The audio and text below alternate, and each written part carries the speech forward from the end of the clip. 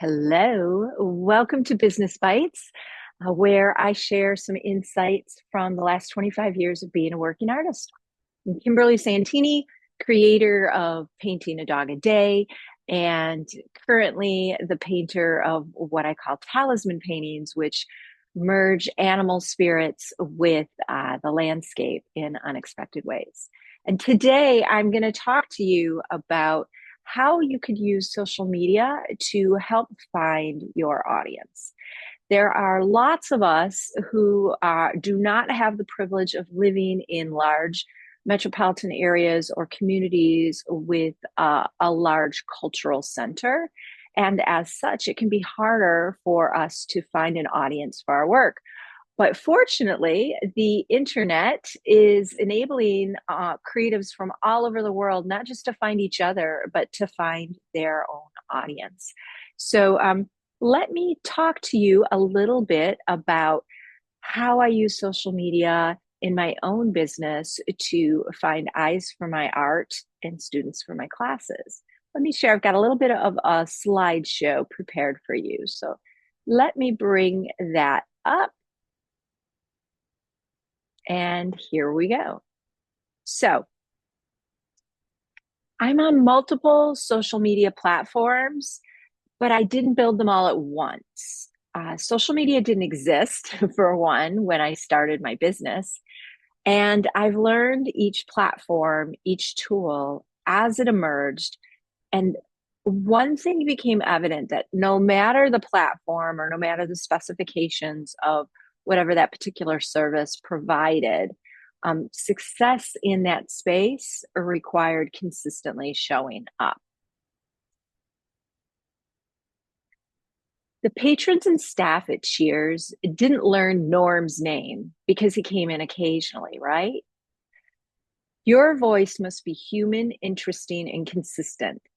And you have to show up regularly, just like Norm. Notice that I said your voice, not your art, because you are the key piece of your social media content. Here's an early image of my Painting a Dog a Day banner, and which was one of the marketing tools that I used to promote the project. And I've been a daily painter for 20 plus years. I created Painting a Dog a Day, which featured a new daily portrait accompanied by a story, posted online to my blog of the same title. There also was a daily newsletter sharing the same info. Remember, this is like before social media platforms. This is well before Twitter even. And eventually I built a website that also hosted all this information. Here's the thing though, I posted the art, but it wasn't just about the art. It was about the whole story, the animals, the people, and my own life. Human interest sort of stuff with a side of art. And a genuine community grew around our shared experiences, compassion, loss, joy, and lives well lived with our pets. And that community grew over the years because it was built on genuine connection and shared values. I think of it as a digital friendship, a two-way conversation that's carried out via emails, platform comments, and DMs. So it's really just another facet of building friendships or community using the aspect of a screen and the internet connection. Social media at its best allows you to show up as a human, tell your story, and find your people without the boundaries of an in-person conversation, without the boundaries of shared time zones, without the boundaries of shared geography or even language. Right now, there's an epidemic of disconnect. We all live in such a crazy, noisy, loud, demanding world. And yet there's very little real connection. Our presence in social media, the gift of our artwork, the gift of our story, can provide a launching or a jumping off point for building real connection with real people all around the world.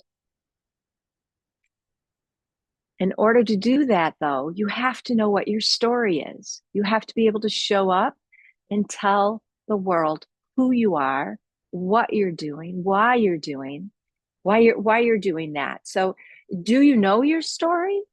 Do you know what you make? Can you talk about your art and what you make is your art? Can you talk about why you make it or what it adds to your life or what it adds to the human experience? Can you talk about what inspires you or what you struggle with? Where do you wish to grow? What does your every day look like?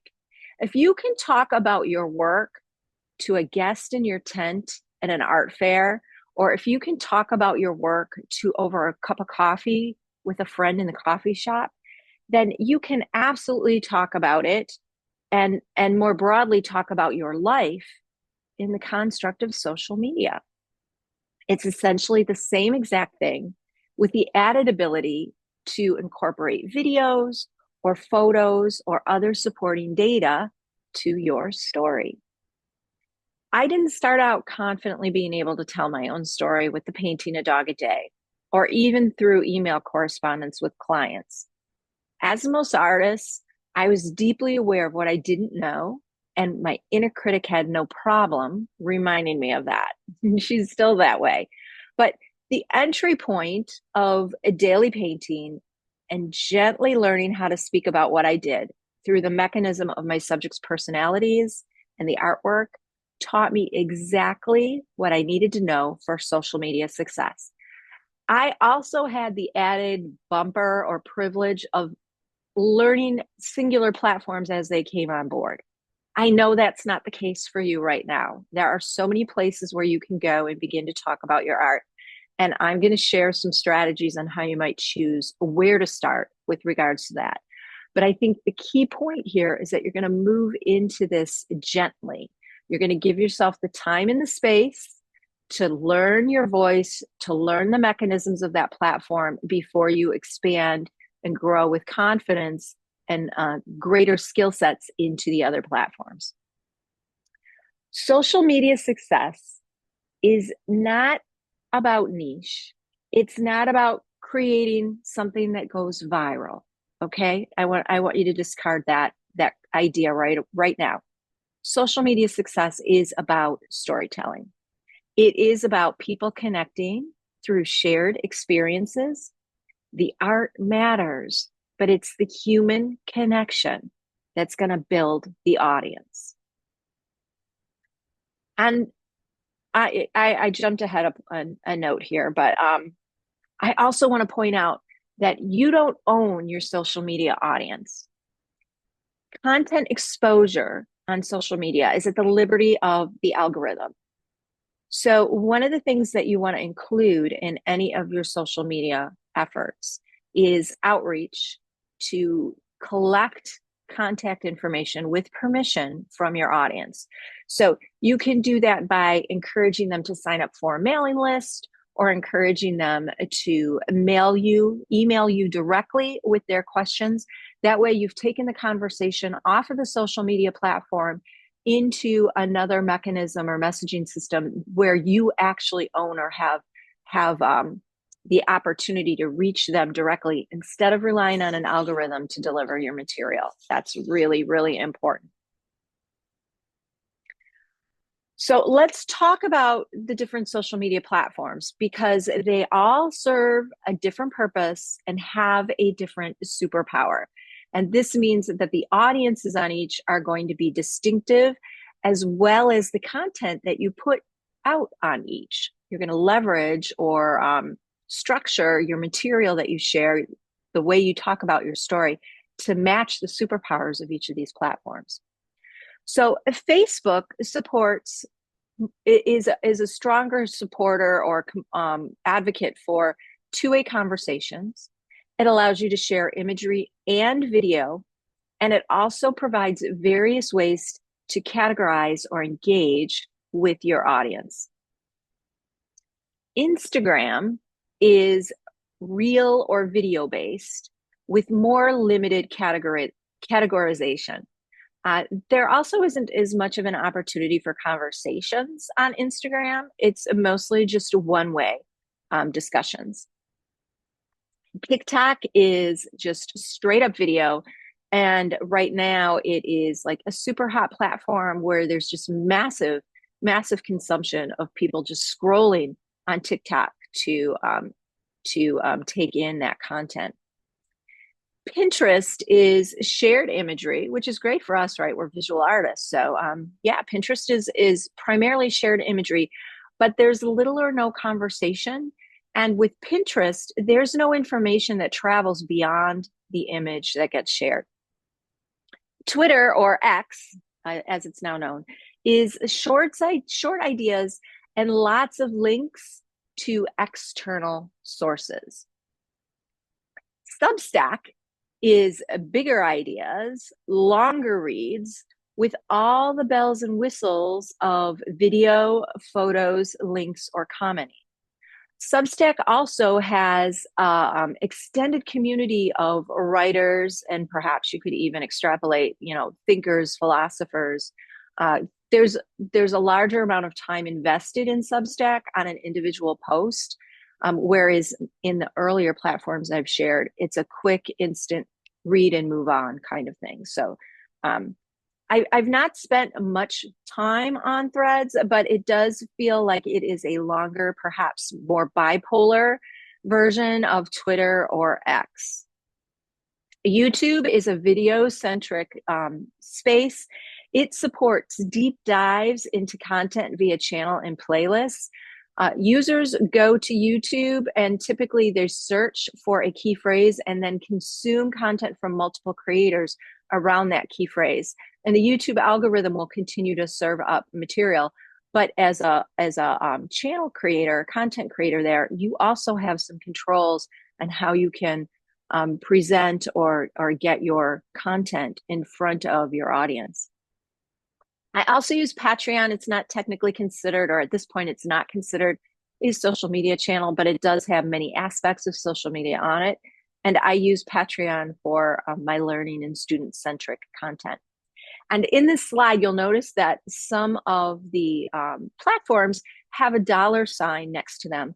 That means that these platforms can be monetized. That means that with a commitment to creating and posting content on these platforms, and once you build an audience and get some traction with engagement, you have the opportunity to monetize your presence there and earn a little bit of income off of your engagement. So if you're looking for diversification or diversified income streams, some of these media platforms may give that to you over a period of time.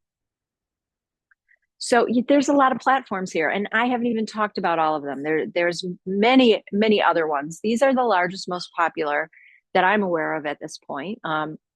But posting and engaging with social media requires, if you're going to do it regularly, if you're going to be norm and show up, it requires a routine. And that routine does not have to be overwhelming. Okay.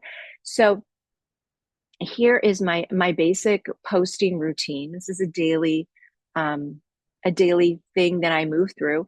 And my strongest platforms have been Facebook and my newsletter, which is hosted on Substack. Primarily because those are the two spaces where I've invested the most time over the length of my business life. So I post daily across the platforms that I get the most traction with. And that would be Facebook, along with Instagram, and Patreon I post to 4 to 5 times a week. Substack, which is my newsletter, now is 1 to 3 times a week. When I post, what am I sharing? Well, I'm sharing things like process, maybe where I got my inspiration for a particular painting, updates on a painting in process, or updates on how I'm using my materials. Maybe I've purchased a new tool for the studio. Maybe I have some sort of news to share. These are all photo-centric or video-centric.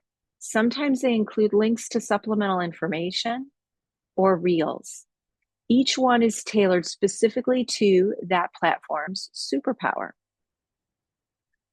My newsletter or blog now goes out, like I said, 1 to 3 times a week.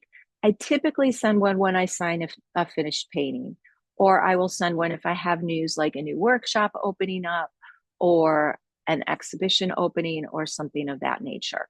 So the newsletter is no longer a daily thing. It's maybe 1, 2, or 3 times a week. And it allows for deeper storytelling. I use my newsletter knowing that it's going to sit on Substack where people go to read things as opposed to a quick scroll or endorphin hit. I'm going to embrace the storytelling aspect of the newsletter and really share more details about my artwork there. YouTube is also a really nice parking lot for evergreen content. So I'm trying to entrench a new habit of posting my reels over to YouTube as shorts periodically, because they'll continue to exist over there and show up and help point or bring eyeballs to my YouTube channel. I also regularly reuse content. Only a fraction of followers will see any one post. I think lately I heard that your work on Instagram or your content on Instagram is only shared with 10% of your followers. So with that in mind, I don't feel guilty if I repost something or share it again, because it's going to see a different percentage or a different subsection of my audience. So keep this in mind. There's no need to create heaps of material daily. Reuse, recycle, and repurpose your content. I use simple spreadsheets that act as a tickler for what has been posted where.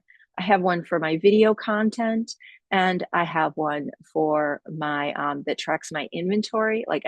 The inventory sheet that I use to track all my paintings also includes an aspect of what images have been shared on what social media platform.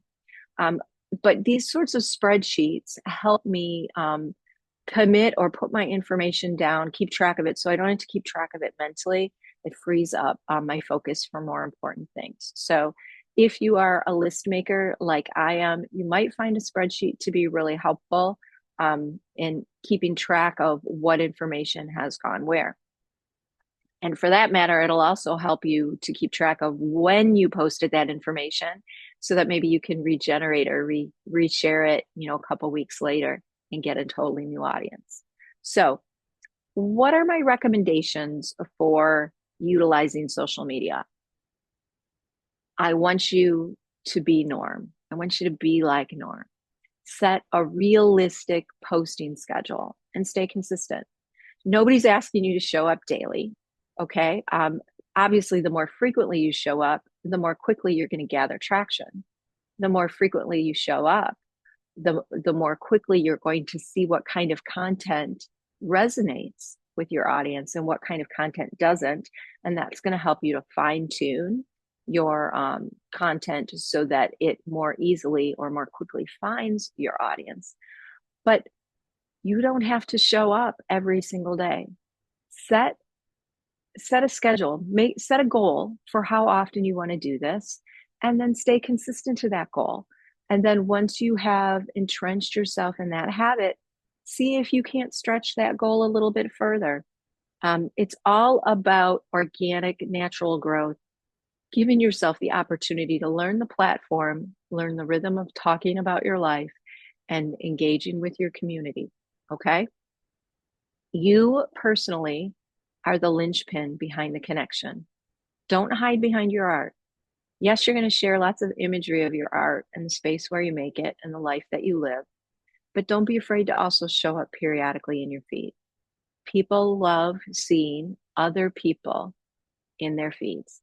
They also love seeing other people doing things like making art. So embrace that and find a way to utilize that to your comfort zone in your feeds. Okay.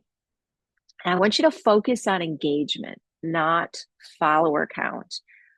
Meaningful connection is what produces results. And yes, these social media platforms, they're going to splash our follower account, and they're going to splash our likes and all of that other stuff um, right alongside the post or right alongside our profiles. But really, what matters are the conversations that you're having. So I would much rather have 100 committed followers who are talking, engaging with my content whenever I post it, sharing it with their friends, then I would have, 1,000 followers who are crickets. It really is about the engagement. And so focus on the engagement, not the follower account. And also, if someone takes the time to comment on your material, you should take the time to comment back and acknowledge that.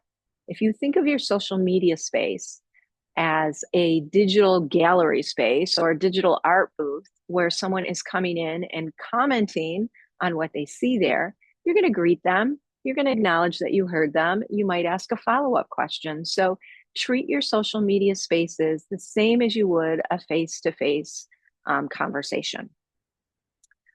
Build an email list.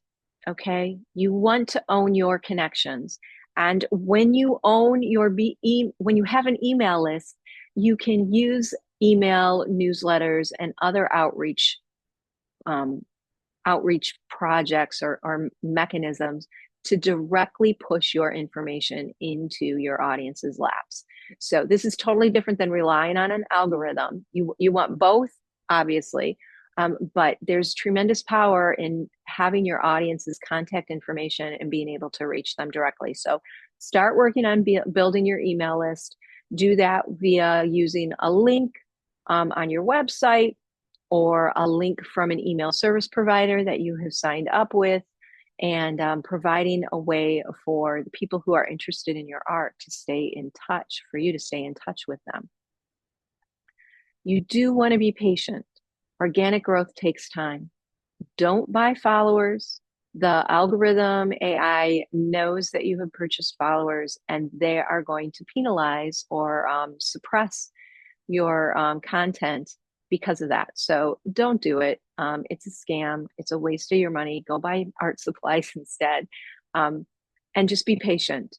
It takes time to find your audience. And as long as you are consistently showing up, consistently telling your story, being honest, being yourself, sharing your work, being human, then other people with the same priorities and values and visual interests are going to show up in your feed as well. And set yourself up for success. This is a phrase I use all the time when I'm working with my students and helping them figure out strategies for making the marks, but it applies to any sort of activity that you take on in your life. If you know your strengths and limitations, if you honestly know your strengths and limitations, and then you can structure approaches to leverage those. You can address your limitations and directly go out and seek learning or expert advice in those areas. So know what you can do well, know what you need a little bit of help with, and don't be shy in asking for that. If you're new, like I mentioned earlier, don't start all of the platforms simultaneously, okay? Choose one, choose the one that feels the most interesting to you. If you really like creating video content, then maybe something like Instagram or TikTok would be a really good fit for you to start out because that's their superpower in sharing video content. So choose the platform whose superpowers feel the most interesting or align the most closely with your own and start there, and then build momentum on that platform before taking on another.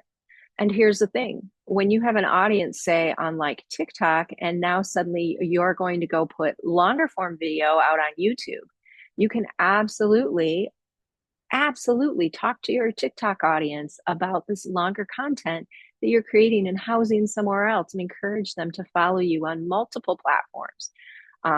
This is a great way to get your information, your artwork in front of eyeballs repeatedly, right? And we know that someone needs to see things multiple times before they're convinced that they have to have it as part of their life. So, acknowledge this little truth gem and use it as a way to help drive your content or drive your audience, your engagement on other platforms as you grow and expand.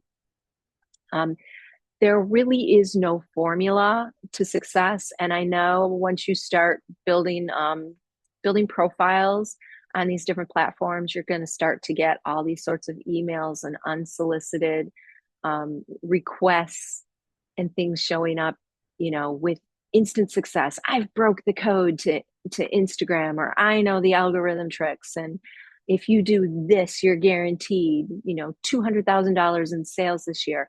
These are all scams. These are all people trying get rich quick approaches to tell you that they have a quick solution for a system to which there is no quick solution. All right. So there is no formula. There is no course that you can take and become an overnight Instagram success. The formula, if there is one, is trial. Throw content out there, study what works, study what doesn't, create more of the content that works, continue to study that, refine what isn't going to resonate as loudly as other things, begin to explore adding new tools or expanding your ability to edit video or whatnot, and just continue to evolve and level up the content that you are making because you're continuing to use these tools. A good example is that I have started using Reels a lot more this last year in my online content than I ever had before because I never felt that I knew video well enough. Well, it got to a point where video was such a big part of any sort of social media platform that it was a detriment to me to not know it. And so I began investing in learning a video program. I'm learning CapCut and Edits both. And my first videos were very simple and very basic. And I would create them and post them and then track them and see which ones worked and which ones didn't. The ones that worked, I was like, oh, I wonder if I could do that a different way. How might CapCut help me to do this in a different sort of way? And I would try, then I would begin to learn other features inside my video editing program, try those out and post those, and then track whether or not those worked. And so as the more I'm using CapCut, the more adept I'm getting at understanding its features, but also beginning to wrap my brain around what this media of video content can do for me, how it can tell my story. And I'm getting better and better and better at it with more time. So this is a nice example of the fact that there's no quick formula. It is organic growth. It is evolutionary. And it is, something that with attention to your analytics or to your engagement, you're going to be able to grow for yourself as well. And I think that the most important recommendation that I could leave you with is just the significance of you as an individual. You have so much value, so much uniqueness, so much inspiration inside of you as an individual, and that is your greatest asset. And absolutely use that. Show up as yourself in social media. Show up as yourself in your artwork. Show up as yourself when you're publicly engaging with the community, and that's where your audience is going to be found when people connect with who you really truly are. So there you have it. My advice on finding your audience or using social media to help you find and expand your audience for your artwork. And let me know how these tips fall, if any of them resonate with you, if you have, or after you've had a chance to put some of them to work, drop into the comments, let me know how they're working for you. And I'm excited. I'm excited to see how this can change the way that you speak about what it is you make and the size of the audience that you're sharing this with. Let's get you some engagement. Let's get you new collectors, new students. Let's get some buzz happening around your work. Happy creating, and thanks so much for being here.